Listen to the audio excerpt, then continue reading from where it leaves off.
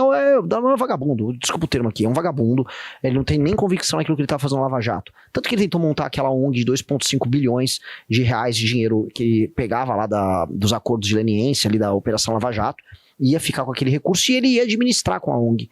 Era um assunto bem estranho. E aí a Operação de Lava Jato depois era destruída pelo Bolsonaro, e aí o Dallagnol faz o cálculo político, e aí, pô, imagina, a operação da vida dele. Ele deveria se opor ao Bolsonaro. Não, ele fez um cálculo, eu vou puxar saco do Bolsonaro. Hoje o Dallagnol é um dos maiores puxa-sacos que existem do Bolsonaro. Então é um cara que não tem convicção nenhuma.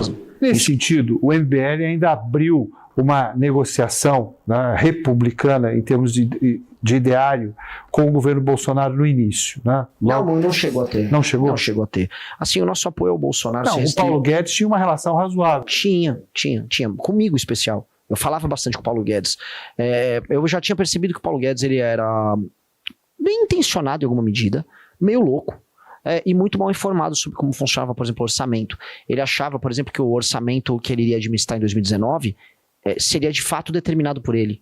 Então, amigos nossos narravam, falando, não, eu tô preparando os cortes que eu vou fazer aqui, não sei o que. Você não vai fazer o corte é determinado pela legislatura do Congresso anterior, e ele não sabia. Então o Guedes estava muito perdido quando ele entrou. Ele também demitiu boa parte da equipe técnica dele.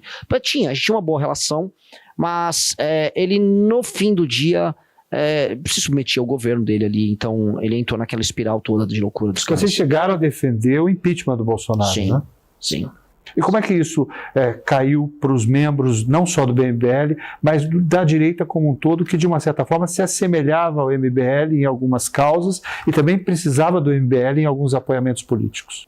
De maneira bem simples, a gente tinha sido já cancelado na direita como um todo, porque quando começou a aparecer o caso de rachadinha do Flávio, a gente decidiu não ficar quieto. E a gente reparou que várias pessoas, especialmente pessoas que durante a Operação Lava Jato denunciavam a esquerda, denunciavam corrupção e denunciavam o STF. Mas vocês nunca foram humoristas também, né? Não, a gente apoiou a Operação Lava Jato, mas mesmo já no 2017, 2018, você começar a perceber Você identificava uma conduta duvidosa no Moro? No Moro não especificamente, eu via muito mais no Dallagnol.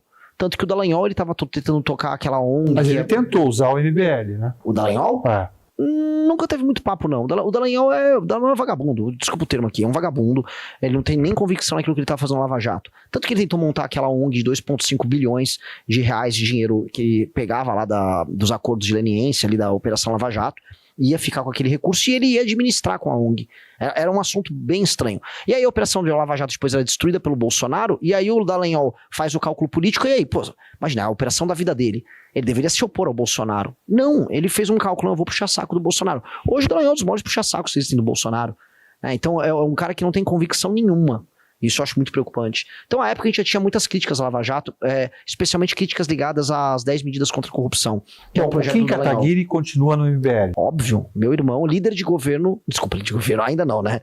Meu líder de governo quando eu ganhei a eleição, mas líder do Partido Missão na Câmara dos Deputados. Como é que fica essa condição, né? Por exemplo, o Missão, obviamente agora, né, disputa a eleição de 2026, mas precisa montar suas bases em todo o país, né? Você vem ao encontro de um anseio partidário, que é discutir os grandes problemas do país, numa candidatura presidencial sem nenhum espaço de televisão, né? Basicamente com a internet, com a mídia espontânea gerada pelos veículos de comunicação que se interessam em debater as questões que afligem o país. E como é que está esse trabalho? Não é muito pouco tempo para se montar uma chapa num país continental como o Brasil? Mas eu vou conseguir. É isso. Igual era muito pouco tempo, 2 anos, para recolher 547 mil assinaturas válidas pelo TSE. E a gente conseguiu em muito pouco tempo. O Kim Kataguiri já fez a transição para o Missão. Já, hoje já é o representante do Missão na Câmara dos Deputados. Já, inclusive, vai nas reuniões de líder com os outros partidos, assim, é uma coisa até emocionante falar, assim, quando eu vejo Kim Kataguiri, tracinho Missão lá na tela, no TV Câmara, é uma realização de um sonho nosso, né, de um esforço muito grande. Mesma coisa com o Guto Zacarias aqui em São Paulo, que eu era o líder do partido na Lesp.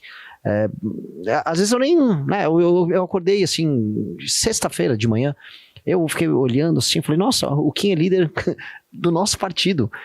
Tem reuniões do colégio de líderes e... Não, o representante da missão tá aqui.